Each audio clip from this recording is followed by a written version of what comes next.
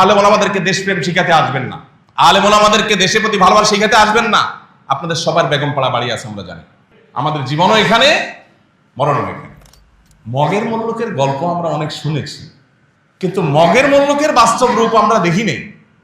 দুর্ভাগ্য আমাদের, আমরা এখন সেটা দেখছি। মুসলমানের জিহাদকে আপনার কাছে সন্ত্রাসী হিসাবে, সন্ত্রাসী কর্মকাণ্ড হিসাবে তারা দেখাচ্ছে।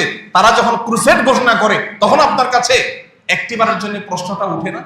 এক শ্রেণীর মিডিয়া, আপনার টাকা দিয়ে যাদের পেপার পত্রিকাগুলো বাসায় নিয়ে যান, এই মিডিয়াগুলোর একটা বড় অংশ এই জঙ্গি নাটককে মঞ্চায়ন করার জন্য সবচেয়ে বেশি ভূমিকা রেখেছে। এখনো তারা সেই খেলা আবার শুরু করছে। এই গত সপ্তাহ থেকে আবার শুরু হয়েছে। শুধুমাত্র জঙ্গি দমনের নামে হাজার হাজার মানুষ দেশে, শত শত মানুষ দেশে খুন, গুম, নির্যাতন, জেল জুলুমের শিকার হয়েছে। আপনি শুধুমাত্র গুম কমিশনের রিপোর্ট যদি পর্যালোচনা করেন, আপনি দেখবেন যে কিভাবে স্ক্রিপ্টগুলো সাজানো হয়েছে। কোরআনের অনুবাদ এটা রেখে ছবি তুলে পত্রিকা সাজানো হয়েছে, জঙ্গি বই পাওয়া গেছে। কোরআনের অনুবাদ যদি রাখলে কেউ জঙ্গি হয়, তো আমরা সবাই জঙ্গি। বিগত 5ই আগস্টের আগে মোবাইলে SMS পাঠানো হয়েছে যে চতুর্দিকে জঙ্গি হামলা হচ্ছে। জনগণের ন্যায্য অধিকার আদায়ের আন্দোলনকে কি বলা হয়েছে? জঙ্গি হামলা। এখান থেকে বোঝা যায় যে মূলত জঙ্গি এই শব্দটা, এটা হলো সকল প্রকার সত্যকে লুকাবার জন্য। আপনারা হলে আর্টিজান হামলার সময় দেখেছেন, তার সোশ্যাল মিডিয়াতে দেখা গেছে সে ডক্টর জাকির নায়েকের পেজে লাইক দিয়েছে। বাস, এই অপরাধে পৃষ্ঠবী বন্ধ। জেহাদ ইসলামের একটা মহান ফরজ বিধান। এই জেহাদ, এটাকে আমরা ভুলে গেছি। জেহাদ মানে ঠুস ঠাস কাউকে মেরে দেওয়া নয়। জেহাদ মানে নিরীহ মানুষের উপরে বোমা হামলা করা নয়, যেটা পশ্চিমারা করছে। প্রকৃত জঙ্গিবাদের তো তারাই। মুসলিমকে সচেতন মানুষ হিসেবে নিজের সমাজে প্রতিষ্ঠিত করবার নির্দেশ আল্লাহ তাআলা দিয়েছেন। কোনো সংবাদ, কারোর ব্যাপারে কোনো অভিযোগ, কারোর ব্যাপারে কোনো নেগেটিভ তথ্য পেলে সেটাকে বাজ বিচার করা ছাড়া, সেটার সত্যাসত্য যাচাই করা ছাড়া, যথাযথ উপায়ে বিশ্লেষণ করা ছাড়া সেটাকে বিশ্বাস করে বেড়ানো, প্রচার করে বেড়ানো, সেটার উপর ভিত্তি করে কোনো অবস্থান গ্রহণ করা, এটা কোরআনে কারিমে আল্লাহ তাআলা কঠোরভাবে আমাদের জন্য হারাম করে দিয়েছেন। অন্য আয়াতে আল্লাহ তাআলা বলেছেন, ওয়ালা তাকফু মা লাইসা লাকা বিহি ইলম, যে বিষয়ে তোমার সুদৃঢ় ধারণা, জ্ঞান নেই, সুস্পষ্ট প্রমাণ ভিত্তিক নলেজ, ইনফরমেশন যে বিষয়ে তোমার কাছে নেই, সে বিষয়ে তুমি কোনো অবস্থান গ্রহণ করতে যাবে না। আজ ধারণা প্রসূত অবস্থান গ্রহণ, ব্যক্তি কিংবা গোষ্ঠীর ব্যাপারে কোনো মন্তব্য, কোনো ধারণা পোষণ, কোনো অবস্থান গ্রহণ, এই বিষয়টি আজ মহামারীর আকার ধারণ করেছে। বিশেষ করে অবাধ তথ্য প্রবাহের এই যুগে, সোশ্যাল মিডিয়ার ব্যাপকতার এই যুগে আমরা অনেক বিশ্বাস করি যে বিশ্বাসগুলো ভুল, অনেক ধারণা করি যে ধারণাগুলো অবান্তর, অনেক কালোকে আমরা সাদা বলি, অনেক সাদাকে আমরা কালো বলি, যা বাস্তবে তার উল্টো। ইসলাম এমন এক জীবন বিধান, ইসলাম এমন এক সুমহান শাশ্বত লাইফস্টাইল আমাদেরকে দিয়েছে যে এখানে কোনো মানুষ কাউকে অন্যায়ভাবে আক্রমণ করা, এটা তো অনেক দূরের কথা। কারোর ব্যাপারে আপনি নেগেটিভ ধারণাই নিতে পারবেন না যদি আপনার কাছে যথাযোগ্য তথ্য প্রমাণ না থাকে। আজকের পৃথিবীতে যারা মডেল হিসাবে নিজেদেরকে এস্টাবলিশড করেছে, সাম্রাজ্যবাদী পৃথিবী, তাদেরও অনেক বড় অস্ত্র হলো জনগণকে, সাধারণ মানুষকে বিভ্রান্তির মধ্যে ফেলে দিয়ে ঘোলা পানিতে মাছ শিকার করা, বিভিন্ন এজেন্ডা বাস্তবায়ন করা। এই খেলা আমরা দশকের পর দশক, যুগের পর যুগ ধরে দেখে আসছি। এর মধ্যে সবচেয়ে বড় প্রপাগান্ডা, সবচেয়ে বড় মিথ্যা, যে মিথ্যা বেড়াজালে আমরা অনেককে আটকে গেছি, যে মিথ্যা আমাদের অনেককে বিভ্রান্ত করে ফেলেছে। মুসলিম তো বটেই, অনেক নিয়মিত নামাজি, নিয়মিত পর্দানসীন, নিয়মতান্ত্রিকভাবে প্র্যাকটিস করেন কোরআন এবং সুন্নাহকে, এরকম বহু মুসলমান আছেন যারা এই প্রপাগান্ডায় পা দিয়ে বিভ্রান্তির বেড়াজালে আটকে গেছে। আপনারা প্রিয় নবী সাল্লাল্লাহু আলাইহি সাল্লামের হাদিসের ভান্ডার যদি দেখেন, লক্ষ্য করবেন যে সেখানে বহু হাদিসের নবী সাল্লাল্লাহু আলাইহি সাল্লাম আমাদেরকে সতর্ক করেছেন আমরা যেন কিয়ামতের পূর্বে ফিতনা সংকুল সময়ে নিজেদেরকে ফিতনা থেকে রক্ষা করবার চেষ্টা করি। কিয়ামতের পূর্বে পৃথিবীবাসীর উপর ফিতনা পতিত হবে, কাওয়াকাইল মতর, বৃষ্টি পতিত হওয়ার মতো, বৃষ্টির ফোঁটা যেরকম একটার পর একটা টপ টপ করে অনবরত ধারাবাহিকভাবে পড়তেই থাকে, ফিতনা এরকম গোটা পৃথিবীকে ছেয়ে যাবে, একটার পর একটা ফিতনা পতিত হবে। ফিতনা জিনিসটা কি? ফিতনা মানে হলো বিভ্রান্তি, ফিতনা মানে হলো ধোঁয়াশা। যেটাকে আপনি সাদা মনে করছেন ওটা আসলে কালো, এটাই ফিতনা। যেটাকে আপনি অন্ধকার মনে করছেন সেটা আসলে আলো, এটাই হলো ফিতনা। আপনি যেটাকে মনে করছেন আলো বিতরণ করছে, আসলে সে অন্ধকার বিস্তার করছে। আপনি সেটাকে আলো মনে করে ওইটার সঙ্গ দিচ্ছেন, সেটা প্রতিষ্ঠার জন্য জীবন বাজি রাখছেন, আদত দিন শেষে দেখলেন সেটা আসলে পুরোটাই কালো, ওইটা কোনো আলো নয়।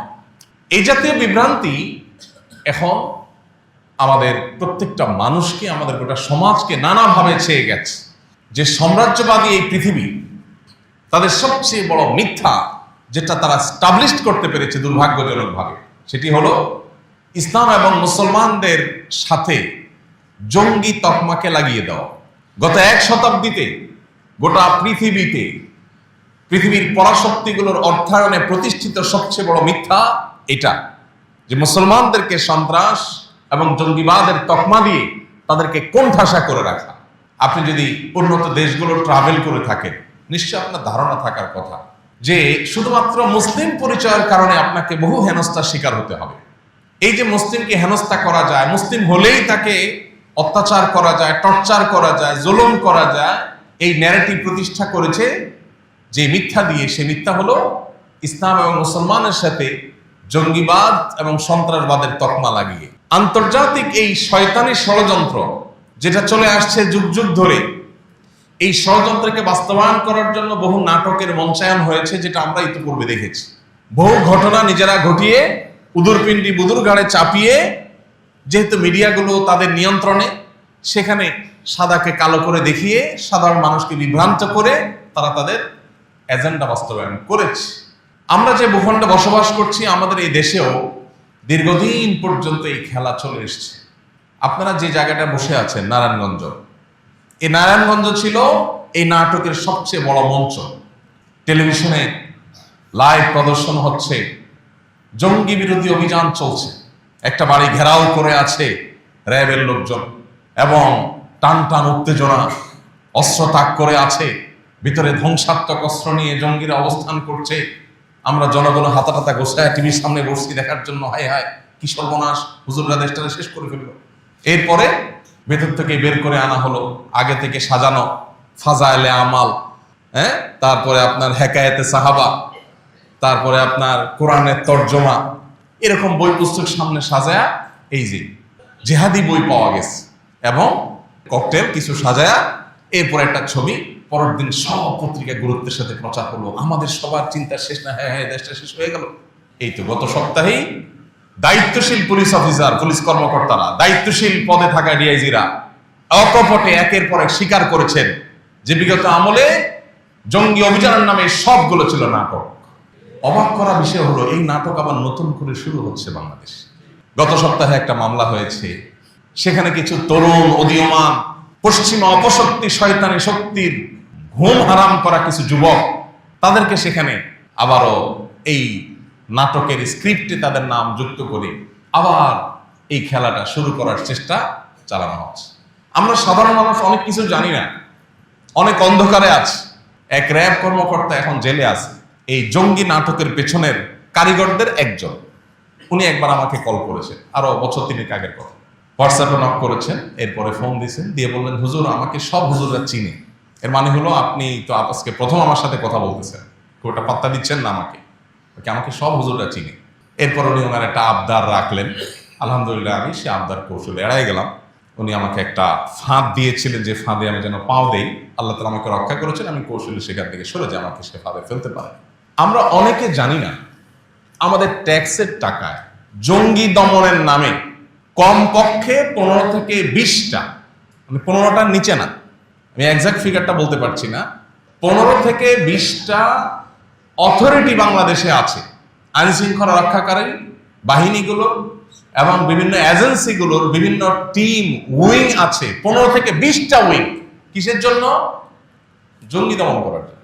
একদিকে আমরা দেখছি আইন শৃঙ্খলা রক্ষাকারী বাহিনীর কর্তৃপক্ষ, এমনকি সরকারের আইন শৃঙ্খলা বিষয়ে সংশ্লিষ্ট মহল, দায়িত্বশীল জায়গা থেকে বলা হচ্ছে বাংলাদেশে কোনো জঙ্গি নাই। আমাদের পার্শ্ববর্তী দেশগুলোতে যে পরিমাণ হামলা হয়, সন্ত্রাসী হামলা যেটাকে বলেন আপনারা, এই টাইপের হামলা হয়, মসজিদে হামলা, জানাজাতে হামলা, ধর্মীয় প্রতিষ্ঠানে হামলা, এই এক এক হামলা 50 জন মারা গেছে, 200 জন মারা গেছে। বাংলাদেশে এরকম হামলা কয়বার হয়েছে কি বলেন? যে মসজিদে জুমার নামাজে হামলা হয়ে 200 মানুষ মারা গেছে, শুনছেন কখনো? যে মাদ্রাসাগুলোতে ছাত্রদের নিজের নিজের মারামারি, বোমা হামলা, এটা হয়ে 200 ছাত্র নিহত হয়ে গেছে, আহত হয়ে গেছে, শুনছেন কখনো? এইরকম একটা শান্তিপ্রিয় ভূখণ্ড, আলেম সমাজের এরকম দায়িত্বশীল অবস্থান গোটা পৃথিবীতে বিরল, যেটা বাংলাদেশে আছে। সেই দেশে 15 থেকে 20টা উইং রাখা হয়েছে শুধুমাত্র জঙ্গি দমনের নাম করে। কাউন্টার টেররিজম, অ্যান্টি টেররিজম, এটা সেটা নাম দিয়ে উইং খুলে রাখা হয়েছে। কাদেরকে খুশি করার জন্য? পশ্চিমা বাবাদেরকে খুশি করার জন্য। সরি টু সে, এই শব্দ আমাকে বলতে হচ্ছে। সন্তান তার বাবার কথা কিভাবে অক্ষরে অক্ষরে মানে না, পশ্চিমারা যা বলে সেকে অন্ধভাবে, যারা যখন ক্ষমতা আসে তারা যেরকম গোলামের মতো করে তাদের কথাকে মানে। তারা নাটকের স্ক্রিপ্ট দিয়ে দেয়, যে নাটকগুলো করার কারণ তারা জানে এদেশে মানুষ আলেমদের কথা শুনে, এদেশে মানুষ কোরআন এবং হাদিস দ্বারা ইন্সপায়ার্ড হয়, এদেশে মানুষ দ্বীন দ্বারা প্রভাবিত হয়। অতএব দ্বীনকে, ইসলামকে, আলেম সমাজকে যদি কালিমাযুক্ত করে দেওয়া হয় তাহলে তারা বিভ্রান্তিতে পড়ে যাবে, তারা ফিতনায় পড়ে যাবে, এবং তারা ফিতনায় পতিত হয়ে দ্বীন থেকে তারা দূরে সরে যাবে। আমাদের দ্বীনি চেতনা এবং স্পিরিটকে ভোঁতা করার জন্য এই শয়তানের ষড়যন্ত্র পশ্চিমারা করে, আর আমাদের ট্যাক্সের টাকা দিয়া যারা যখন ক্ষমতায় আসে সেটাকে তারা বাস্তবায়ন করে।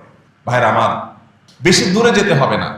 গুম কমিশনের যে রিপোর্ট, এই রিপোর্ট যদি পর্যালোচনা করেন আপনি দেখবেন নিরীহ নারীদেরকে, একজন পর্দানশীল নারী জীবনে তার ছায়া যেখানে কোনো পুরুষ দেখতে পারে নাই, তাকে আইন শৃঙ্খলা রক্ষাকারী বাহিনীর এই সমস্ত তথাকথিত জঙ্গি দমনের নামে এই সমস্ত সন্ত্রাসীরা, যারা আইন শৃঙ্খলার পোশাক, আইনের পোশাক পরে সন্ত্রাসী কর্মকাণ্ড করেছে, নিরীহ জনগণকে, ওই নারীকে ধরে নিয়ে বর্বরতার সর্বোচ্চ সীমা রেখা সব অতিক্রম করে গেছে। যে নারীর ছায়া কোনোদিন কোনো পুরুষ দেখতে পারে না, এটা তার দিন পালনের স্বাধীনতা, সাংবিধানিক অধিকার, সেটাকে বলণ্ঠিত করে রিমান্ডের নামে, জিজ্ঞাসাবাদের নামে বিবস্ত্র করে, হ্যাঁ না কোনো উপায় নাই, যে উপায় থাকে নির্যাতন করা হয়। কত যুবক হারিয়ে গেছে আর ফিরে আসে নাই। আলেম ওলামা তো বটে, স্কুল কলেজ পড়ুয়া, আপনার সাধারণ শিক্ষিত ডাক্তার, ইঞ্জিনিয়ার, তরুণ, বিশ্ববিদ্যালয়ের শিক্ষার্থী, কলেজ শিক্ষার্থী, দোষ কি? মুখে দাঁড়িয়ে আছে। দোষ কি? নামাজ পড়ে, ফজরের নামাজ জামাতের সাথে পড়ে। দোষ কি? টাকনোর উপরে প্যান্ট পরে। এক শ্রেণীর মিডিয়া, আপনারা টাকা দিয়ে যাদের পেপার পত্রিকাগুলো বাসায় নিয়ে যান, এই মিডিয়াগুলোর একটা বড় অংশ এই জঙ্গি নাটককে মঞ্চায়ন করার জন্য সবচেয়ে বেশি ভূমিকা রেখেছে। এখনো তারা সেই খেলা আবার শুরু করছে, এই গত সপ্তাহ থেকে আবার শুরু হয়েছে। আইন শৃঙ্খলা রক্ষাকারী বাহিনীর বিভিন্ন গুরুত্বপূর্ণ ব্যক্তি, সরকারের ঊর্ধ্বতন কর্তৃপক্ষ, তাদেরকে ব্যক্তিগতভাবে আমরা বিষয়টাকে নজরে আনার চেষ্টা করেছি, কিন্তু দায়িত্বশীলতার জায়গা থেকে আমি আপনাদের কাছে একটা উদাত্ত আহ্বান রাখতে চাই। সেটা হলো, অনুগ্রহ করে এই সময়টাতে, যে সময়টাতে বিশেষ করে সাদাকে কালো, কালোকে সাদা করে দেখাবার একটা প্রবণতা আছে, এই সময়টাতে আপনাদেরকে কোনো কিছু যদি গেলানোর চেষ্টা করা হয়, একজন মুসলমান হিসাবে আপনার দায়িত্বশীল আচরণের জায়গা থেকে আপনি সেটা গিলবার আগে আপনাকে 10 বার ভাবতে হবে, আমি যাকে কালপ্রিট মনে করছি আসলে সে কোনো ভিকটিম কিনা, তাকে দিয়ে কোনো নাটক মঞ্চায়ন করা হচ্ছে কিনা। শুধুমাত্র জঙ্গি দমনের নামে হাজার হাজার মানুষ দেশে, শত শত মানুষ দেশে খুন, গুম, নির্যাতন, জেল জুলুমের শিকার হয়েছে। আপনি শুধুমাত্র গুম কমিশনের রিপোর্ট যদি পর্যালোচনা করেন, আপনি দেখবেন যে কিভাবে স্ক্রিপ্টগুলো সাজানো হয়েছে। কোরআনের অনুবাদ এটা রেখে ছবি তুলে পত্রিকা সাজানো হয়েছে, জঙ্গি বই পাওয়া গেছে, জেহাদি বই পাওয়া গেছে। কোরআনের অনুবাদ যদি জেহাদি বই হয় তো আমরা সবাই তো জঙ্গি। কোরআনের অনুবাদ যদি রাখলে কেউ জঙ্গি হয় তো আমরা সবাই জঙ্গি। দেখেন, আমাদের মাইন্ডসেটটা এমন ভাবে তৈরি হয়েছে, একজন মানুষকে যদি বলা হয়, রাজনৈতিক নেতাদেরকে যদি বলা হয় যে মোবাইল চুরির মামলায় একটা দলের প্রধানের বিরুদ্ধে চার্জশিট হয়েছে, তার বিরুদ্ধে মামলা হয়েছে মোবাইল চুরির বিরুদ্ধে, গরু চুরির বিরুদ্ধে। এগুলো তো বাংলাদেশে সকাল বিকাল হয়, তাই না? তো নতুন কিছু না, এগুলো আমাদের বিনোদনের খোরাক, আমরা মজা পাই এগুলো দিয়ে। আমরা জানি যারা যখন ক্ষমতায় থাকে, বিরোধী দলে যারা থাকে, তাদের নামে এই সমস্ত হামলা মামলা মিথ্যা বিভিন্ন অজুহাত দেয়। জঙ্গি ইস্যুটা তো এরকম না, এটা তো সিরিয়াস ইস্যু। কারণ নাম দিয়ে ছবি দিয়ে যখন আপনি জঙ্গি হিসাবে তাকে পত্রপত্রিকায় রিপোর্ট করছেন, কোনো আপনার আইন শৃঙ্খলা রক্ষাকারী বাহিনীর কোনো মিডিয়া উইং যখন তাকে কালপিট হিসেবে দেখিয়েছে, তখন সমাজের মানুষের কাছে তার রক্ত হালাল হয়ে গেছে। সবাই মনে করে আরে জঙ্গি ডেঞ্জারাস ব্যাপার স্যাপার, তো তাহলে তো এরে গুম করা, এরে খুন করা, এরে নির্যাতন করা, রিমান্ডের নামে জুলুম করা, এই সব কিছু বৈধ হয়ে যায়, হালাল হয়ে যায়। বহু নিরীহ মানুষ এখনো জেলখানায় ফাঁসির আদেশ নিয়ে, বহু নিরীহ মানুষ জেলখানায় এখনো জেল জুলুম সহ্য করছে, বছরকে বছর জেলে পড়ে পড়ছে। কেন? তাদের নামে রায় হয়ে গেছে, তারা অপরাধী, দোষ স্বীকার করছে কিভাবে, সেই পদ্ধতি আমাদের কারোর কাছে অজানা না। দোষ স্বীকার করবে না, তার স্ত্রীকে ধরে নিয়ে আসছে, মা বোনকে ধরে নিয়ে আসছে, তাদেরকে নির্যাতন করা হচ্ছে, তখন সে তার নিজের জীবন রক্ষা করবার জন্য এই বানোয়াট স্বীকারোক্তি দিয়ে মা বোনকে রক্ষা করবার চেষ্টা করেছে। ওই মিথ্যা স্বীকারোক্তির উপরে ভিত্তি করে রায় হয়ে গেছে এবং ফাঁসির জন্য অপেক্ষমান আছে, জেল জুলুম চলছে। যে ভূখণ্ডে এই ধরনের জুলুম চলতে থাকে, আর আমরা সাধারণ মানুষ, আমরা অনেকেই দায়িত্ব জ্ঞানহীন হয়ে আমরা এই সমস্ত প্রোপাগান্ডাকে বিশ্বাস করি। যখন এই জঙ্গি জিগির চলেছে, তখন অনেক সাধারণ মানুষ আলেম ওলামাদেরকে দেখলেই সন্দেহ করত। ঠিক না ভাই? ঠিক। এই দেশে চাঁদাবাজি নিয়ন্ত্রণ করার জন্য কয়টা উইং খোলা হয়েছে, যে দেশের সব চাঁদাবাজিগুলো নিয়ন্ত্রণ করা হবে। কেউ ঘর বাড়ি করতে গেলে চাঁদা যেন কেউ নিতে না পারে, একজন রিক্সা চালক রিক্সা যদি চালাতে গিয়ে, একজন সিএনজি চালক সিএনজি স্ট্যান্ডে যেন তাকে চাঁদা দিয়ে দাঁড়াতে না হয়। এই চাঁদাবাজি বন্ধের জন্য আইন শৃঙ্খলা রক্ষাকারী বাহিনী কয়টা উইং খুলেছে, এটা আমাদের জানতে ইচ্ছা করে।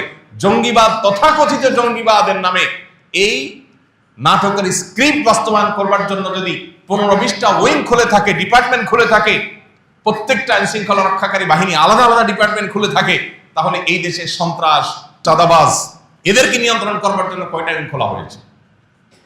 প্রিয় ভাইরা আমার, সময় এসেছে আমাদের সচেতন হওয়ার, সতর্ক হওয়ার। এই নাটক যেন নতুন করে আর কেউ মঞ্চায়ন করতে না পারে। প্রিয় ভাইরা আমার, জিহাদ ইসলামের একটা মহান ফরজ বিধান। জিহাদ ইসলামের একটা মহান ফরজ বিধান। এই জিহাদ, এটাকে আমরা ভুলে গেছি। অনেক ফরজ নিয়ে আলোচনা হয়, এই ফরজ নিয়ে আলোচনা হয় না। জিহাদ মানে ঠুস ঠাস কাউকে মেরে দেওয়া নয়। জিহাদ মানে নিরীহ মানুষের উপরে বোমা হামলা করা নয়, যেটা পশ্চিমারা করছে। প্রকৃত জঙ্গিবাদে তো তারাই লিপ্ত। আপনি মুসলমান, জিহাদ শব্দ শুনলে আপনি কাচুমুচু করেন, আপনি চিন্তা করেন হ্যাঁ হ্যাঁ হুজুর কি বলে এগুলো। ভাই, কোরআনে জিহাদের অসংখ্য আয়াত আছে, তাহলে কি আপনাকে ইসলাম থেকে ছেড়ে চলে যেতে হবে? যদি আপনি জিহাদের পরে আপনার বিতশ্রদ্ধ ভাব থাকে, ঈমান নিয়ে টানাটানি হবে। জিহাদ মহান ফরজ বিধান, তবে জিহাদ ছেলে খেলা নয়। জিহাদ আর সন্ত্রাস এক জিনিস না। জিহাদের কথা বললে যদি কাউকে সন্ত্রাসী বলা হয়, এটা হলো পশ্চিমাদের সবচেয়ে বড় অস্ত্র। ওরা জানে মুসলমানদের জিহাদি চেতনার কাছে ওরা কোনোদিন দাঁড়াতে পারবে না। ওরা জানে মুসলমান যদি কোরআনের নির্দেশ দ্বারা উজ্জীবিত হয়, এই মুসলমানকে দমাবার মতো কোনো টেকনোলজি ওরা আবিষ্কার করতে পারবে না। এই জন্য তারা আমাদের ওই চেতনাকে ভোঁতা করে দেওয়ার জন্য জিহাদ, জিহাদি চেতনা, এটাকে কালাট করার জন্য তারা নানাবিধ ষড়যন্ত্র এবং ষড়যন্ত্রের জাল তারা এঁটেছে। তারা বহু সন্ত্রাসী গোষ্ঠী তৈরি করেছে। তাদের কর্মকাণ্ড এটাকে ইসলামের কর্মকাণ্ড হিসেবে দেখিয়ে মুসলমানদেরকে বিভ্রান্তির মধ্যে ফেলে দিচ্ছে। হ্যাঁ হ্যাঁ, ইসলামের নামে কি হচ্ছে এসব? মনে রাখবেন, ন্যূনতম কোরআন হাদিসের ধারণা যদি কারোর মধ্যে থাকে, প্রাথমিক লেয়ারের যদি মুসলমানও কেউ হয়, সে কোনোদিন সন্ত্রাসী হতে পারে না, অসম্ভব। ইসলামের নামে যদি কোনো শয়তানি কাজ হয়ে থাকে, তাহলে নিশ্চিত বুঝে নেবেন এখানে ইহুদিদের কোনো ষড়যন্ত্র আছে। ওরাই এই নাটককে মঞ্চায়ন করছে আমাদেরকে বিভ্রান্তিতে ফেলার জন্য। ওই যে বলছি কিয়ামতের আগে ফিতনা পতিত হবে, সেই ফিতনাগুলোর মধ্যে থেকে একটা। আমরা এখানে যারা আছি, বিগত আমলে যখন জঙ্গি নাটক মঞ্চায়ন করা হয়েছে, কয়জন বুকে হাত দিয়ে বলতে পারবেন আমি 100% বুঝতে পেরেছি এটা নাটক, এই মানুষগুলো ভিকটিম, এদেরকে দোষী সাব্যস্ত করা হচ্ছে, এদের কোনো দোষ নাই? কয়জন মানুষ বলতে পারবেন? বরং বেশিরভাগ মানুষ নিজেরাই ধোঁয়াশার মধ্যে পড়ে গেছেন, চিন্তার মধ্যে পড়ে গেছেন। হায় হায়, হলোটা কি? স্কুল কলেজের ছেলে ফেলে নষ্ট হয়ে যাচ্ছে, আর ধার্মিক ছেলে ফেলে মানেই হলো যে মনে হয় বোমা নিয়ে ঘুরে। ভাইরা আমার, এই দেশে রাজনীতির নামে শিক্ষা প্রতিষ্ঠানগুলোর ক্যাম্পাসে অস্ত্রের মহড়া, এটি সকাল বিকালের নিত্য নৈমিত্তিক চিত্র, তাই না? লাশের পরে লাশ পড়া, প্রতিনিয়ত আপনার একের পরে খুন হওয়া, এগুলো তো আমাদের শিক্ষা প্রতিষ্ঠানগুলোর, কলেজ বিশ্ববিদ্যালয়গুলোর নিত্য নৈমিত্তিক চিত্র। এগুলো যারা করে আপনি শুনবেন না তাদেরকে কখনো জঙ্গি হিসাবে কেউ তকমা দেয়। শুনেছেন কখনো? বিগত 5ই আগস্টের আগে মোবাইলে SMS পাঠানো হয়েছে যে চতুর্দিকে জঙ্গি হামলা হচ্ছে, সবাই ঘরে থাকেন, সতর্ক অবস্থানে থাকেন। কারফিউ বাস্তবায়নের জন্য জনগণের ন্যায্য অধিকার আদায়ের আন্দোলনকে কি বলা হয়েছে? জঙ্গি হামলা। এখান থেকে বোঝা যায় যে মূলত জঙ্গি এই শব্দটা, এটা হলো সকল প্রকার সত্যকে লুকাবার জন্য, সাধারণ মানুষের চোখে ধুলে দেওয়ার জন্য। আমরা অনেকেই এখনো বিশ্বাস করি যে জঙ্গি মানে হলো ডেঞ্জারাস অপরাধী। আরে ভাই, প্রকৃত অর্থে যদি কেউ সন্ত্রাসী হয় সেটা তো আসলেই সত্যিকারই বড় অপরাধী। কিন্তু আপনি যেটাকে জঙ্গি হিসাবে দেখছেন, জানছেন, সে জঙ্গি, সে সন্ত্রাসী, এটা কোনো প্রমাণ হয়েছে? দেখুন, কারোর কাছে ওই যে তথাকথিত জেহাদি বই পাওয়া গেছে, এই ছবি দিয়া যখন পত্রপত্রিকায় গেছে, তখন আমরা সাধারণ মানুষই সময় ধরে নিয়েছি, হ্যাঁ লোকটা কত খারাপ। একবার চিন্তা করি না এই বইয়ে কি আছে, এই বইয়ে কি আছে যেটা দেখিয়ে তাকে খারাপ বলা হচ্ছে। তবলিগি নেশাবের বই দিয়া, জেহাদি বই নাম দিয়া ছাপাই দেওয়া হয়েছে। ভাইরা আমার, এই যে 15 থেকে 20টা ডিপার্টমেন্ট, হাজার হাজার ফোর্স, শত শত ফোর্স এখানে কাজ করছে, পশ্চিমারা সেখানে কোটি কোটি টাকার ফান্ডিং করে, তহবিল দেয়। এই টাকাকে হালাল করার দরকার হয়। ধরেন 20টা যদি জঙ্গি দমন ডিপার্টমেন্ট থাকে, বিভিন্ন প্রতিষ্ঠানদের, ডিএমপির আলাদা উইং, র্যাবের আলাদা উইং, NSA-র আলাদা উইং, DGF-এর আলাদা উইং, পুলিশের অনেকগুলো উইং, এইভাবে যদি সবাই আলাদা আলাদা জঙ্গি দমন নিয়ে অনেকগুলো উইং থাকে, বাংলাদেশের টোটাল জঙ্গির সংখ্যা কত? সরকার বা এই সংশ্লিষ্ট মহলের উচিত সেটা প্রকাশ করা। দাবি করার সময় বলে না বাংলাদেশে কোনো জঙ্গি নাই, জঙ্গিবাদ নাই, কিন্তু উইং খুলে রাখছেন আপনি 15 থেকে 20টা। জনগণের ট্যাক্সের টাকায় অপচয় কেন? এদেশে কি আইন শৃঙ্খলা রক্ষাকারী বাহিনীর কাজ নাই? শুধু জঙ্গি দমনের জন্য এতগুলো উইং খুলে বসছেন। এই উইংগুলো চলে কোত্থেকে? বিদেশিরা যখন ফান্ড দেয়, তহবিল দেয়, পশ্চিমারা শত শত কোটি টাকা দেয়, ওই টাকা হালাল করার জন্য ওর তো কোনো কাজ নাই। কারণ আসলে তো আদতে জঙ্গি নামের এই নাটক ছাড়া তো বাস্তব কিছু নাই। সে এটাকে বাস্তবায়ন করার জন্য হুদাই নিরীহ কোনো এক মানুষকে পেয়া তাকে ধরছে। আপনারা হলে আর্টিজান হামলার সময় দেখেছেন, এদেশের প্রথম সারির তথাকথিত মিডিয়ার নামে এই সন্ত্রাসবাদীদের সবচেয়ে বড় অস্ত্রগুলো তারা কিভাবে নিরীহ মানুষকে দোষী সাব্যস্ত করেছে। যে ওখানে হামলাকারীদের একজন, তার সোশ্যাল মিডিয়াতে দেখা গেছে সে ডক্টর জাকির নায়েকের পেজে লাইক দিয়েছে, বাস এই অপরাধে পৃষ্ঠভূমি বন্ধ। এই যে গত সপ্তাহের যে মামলা হয়েছে, ওই মামলার যদি মানে স্ক্রিপ্ট শুনেন আপনি তাজ্জব করে যাবেন যে এখনো দেশে এগুলো চলতেছে, নতুন বাংলাদেশে এগুলো চলছে। একজনকে ধরছে, তার মোবাইলে পাওয়া গেছে সে কোন পাবলিক প্রোগ্রামে 3-4 জন বক্তার ছবি তুলছে। এই বক্তার ছবি তুলছে, তাহলে এবার বক্তাদেরকে নামে মামলা আসামি দিয়ে দিতে হবে। এখন আমি এখানে বক্তব্য দিচ্ছি, কত মানুষ ছবি তুলছে। এখন আপনি কোন একটা, আসলে আপনি দোষী কিনা সেটা তো আল্লাহ ভালো জানে, ধরলাম তর্কের খাতিরে যে আপনি দোষী, আহমদুল্লাহ ছবি তুলছেন, তাহলে এই বেটারাও মামলার নামে দিয়ে দেবে। আইন শৃঙ্খলা রক্ষাকারী বাহিনীর ভাইয়েরা তারা হাসির পাত্র হওয়া থেকে তারা সিরিয়াস কবে হবেন আমি জানি না। তাদের মধ্যে ন্যূনতম, বিশেষ করে যারা এই কর্মকাণ্ডগুলো করে, তাদের মধ্যে ন্যূনতম লজ্জা, শরম, দায়িত্বশীলতার কোনো জায়গা তাদের আছে কিনা আমি জানি না। আপনারা দেখেছেন আরেকজন বক্তাকে গত আমলে গ্রেপ্তার করে সম্ভবত 2-2.5 বছর জেলে রাখা হয়েছে। কি অপরাধ?